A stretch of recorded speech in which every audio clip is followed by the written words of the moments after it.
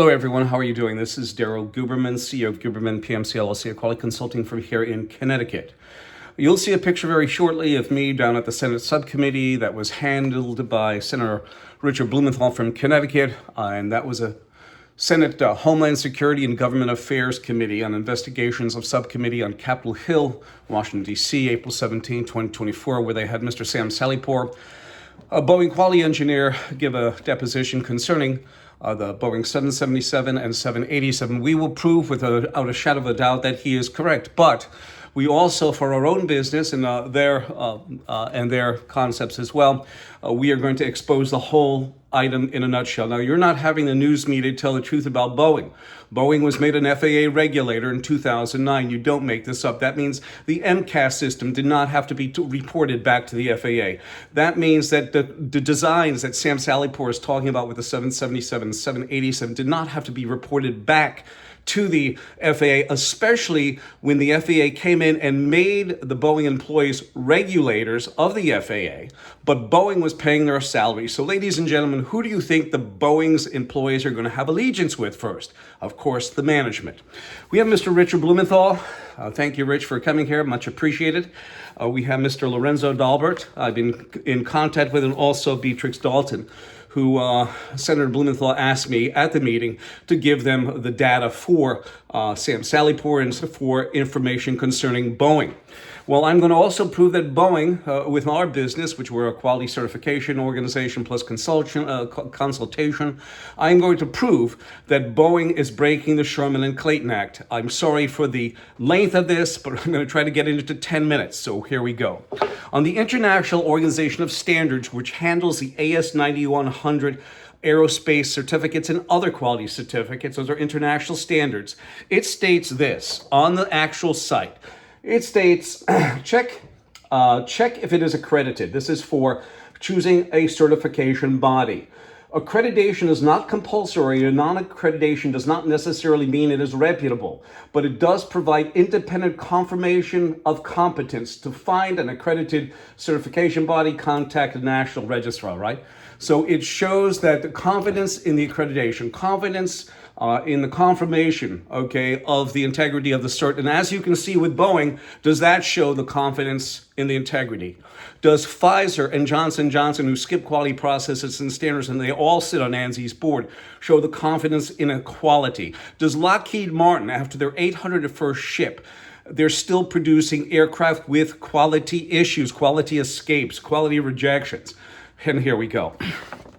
In 2013, I gave a speech at the American Society for Quality.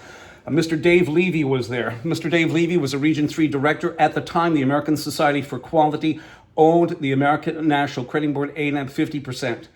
You also have ANSI, who owned ANAB 50%, and he basically approved us. So you'll see that the ISO.org site basically says unaccredited or accredited. It doesn't matter, but accredited shows a competence in that certificate, which we have seen fail time and time again under the banner of ANSI ANAB.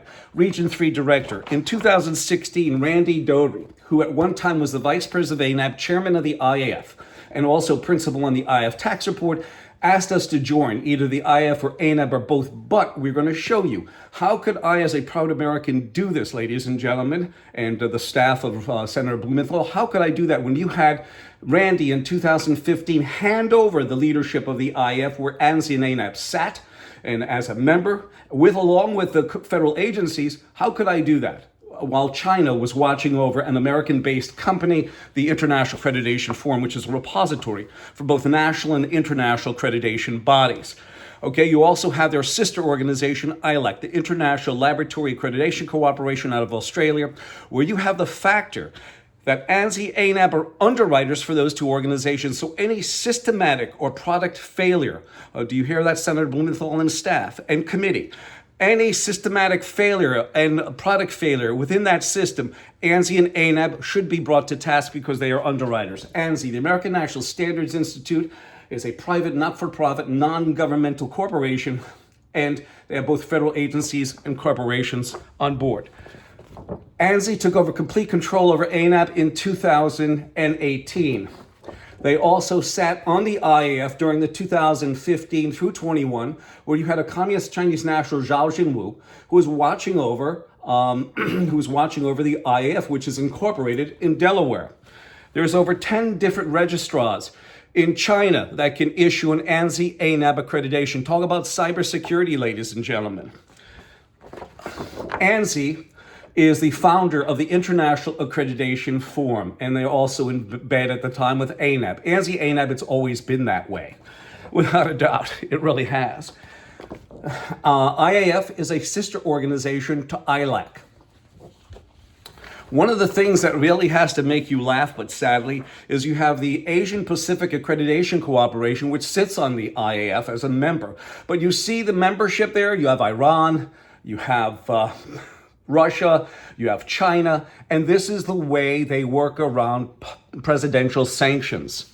And here it is. There I am standing, showing information concerning Boeing, and there is Sam Salipar on April 17th.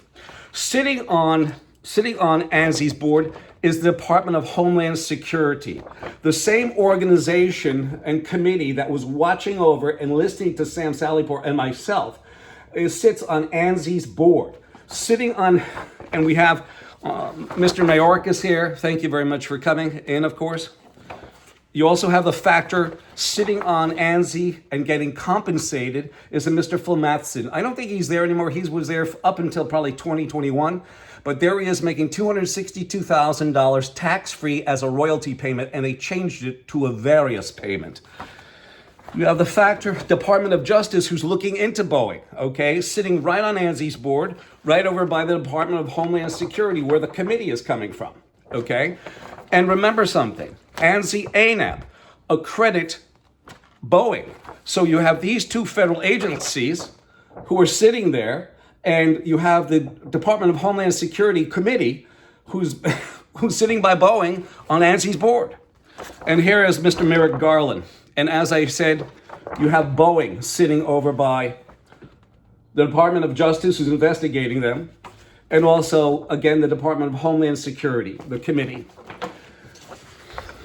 Here is Randy handing over leadership to Zhao Jinwu, who was also at the time the chief executive of the China National Accreditation Services in Beijing, China, which was an accrediting body that certified the China laboratory, Wuhan lab, that released the COVID virus. And here is Randy talking about an IAF MRA and MLA, which is a multi-regional agreement and a multilateral agreement organization. ANSI and ANAB are underwriters for all those organizations who fall within the MRA and MLA scope. You have Zhao Jinwu standing in Wuhan, China, issuing a laboratory certificate.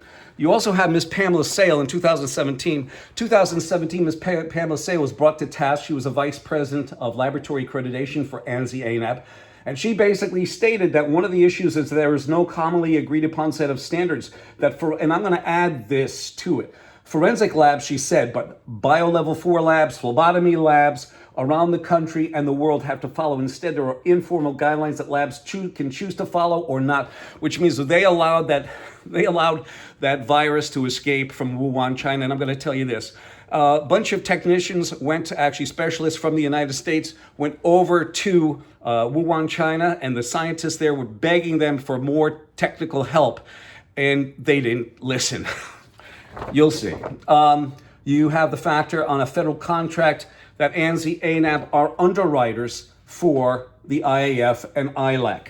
Now we come up on Boeing. Here's Boeing. Let's try to get through this quickly. You have Boeing that sits on ANSI's board, right over by ANAB, the accreditation body. They shove down people's throats. Also, ANSI ANAB together. You also have them sitting by the FAA. You'll see. Here it is. In 2002, in April, they came out with special process specifications so that they don't have to go and inspect companies anymore who do special processes. That was Boeing. I don't know why they didn't have a letterhead on top. You also have the factor. Here's the procurement bulletin back in 2002 in July, just several months later after the special process. And you find out that you basically send in your AS9100 certificate, send in your parts, as long as you're ANSI ANAB accredited. Boeing does not have to come visit. This actually illustrates to you the factor that Boeing is a FAA regulator. Everything's going to be down below this video. I'm not going to go in to read this. You also have the FAA sitting by Boeing.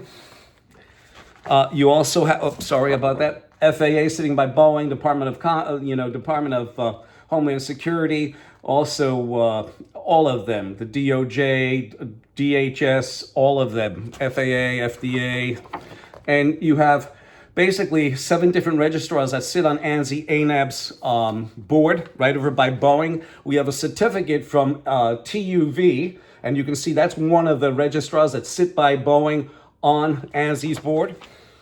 You also have Intertech, which is certified Spirit Aerospace Systems, and they also sit on ANSI's board right over by Boeing. You have on their supplier portal their call out for ANSI ANAB or internationally equivalent. You also have on their board that can grant, suspend, and withdraw certification. You have Boeing. And here goes a good one. Here's failure at its worst. You have Boeing, when it was made an FAA regulator, it was fudging documentation, and the DOJ just caught their composite facility in Pennsylvania. Okay, a Bell Boeing composite facility was fined for fudging documentation from 2007 to 2018 for 11 years. Okay, $8.1 million. Sitting on there, I have to show this to you, is the National Institute of Health, also the FDA. You also have this, majority of failures happened in accredited labs. If you want any information on it, we got plenty of data. The next I'm going to show you is Pfizer. Pfizer sits on ANSI's board right over by the FDA, as I showed you, NIH, CDC. And you also have a failure with it. Pfizer skipped quality processes and standards, yet they sit on the accreditation body's guru side, ANSI ANAB. You have Johnson & Johnson, also problematic with different laboratory issues. You also have the CDC sitting on ANSI's board. So here goes breaking the Sherman Act, ladies and gentlemen. Also, Lorenzo and Beatrix and Senator Blumenthal and committee. Number 1, Boeing calls ANSI ANAB out on their supplier portal. Number 2, on their supplier bulletin, they call out ANSI ANAB or international equivalent. Okay, and they also sit on ANSI ANAB's board. There is constriction of trade, and I have all the proof. I have more than this. My telephone number is 203-556-1493, or Daryl, DARYL, @yahoo.com. And this video, I'm sorry for the length of it, but this video is about Daryl Guberman, who interrupted the HSGAC committee, which is the Senate Homeland Security and Government Affairs Committee investigations on Boeing, April 17th, 2024, issues testimony to Senator Blumenthal. And I give this to you, and this is just a small taste of what we have. But they broke the Sherman-Clayton Act. Sam Salipore is correct when he does the analysis of the design of the 777, 787. We have that document from 2009 where Boeing was made an FAA regulator, and the news media, we got contacted by Politico, by Bloomberg, by New York Post, and we told them about the situation where they gave up certification, they gave up supplier auditing to a piece of paper that they sit on the board of the accreditation body that they demand for the customer. And that is the problem. My telephone number again is 203-556-1493. I thank you, and Lorenzo and Beatrix and Senator Blumenthal and committee. I look forward to you getting in touch with me. Thank you very much.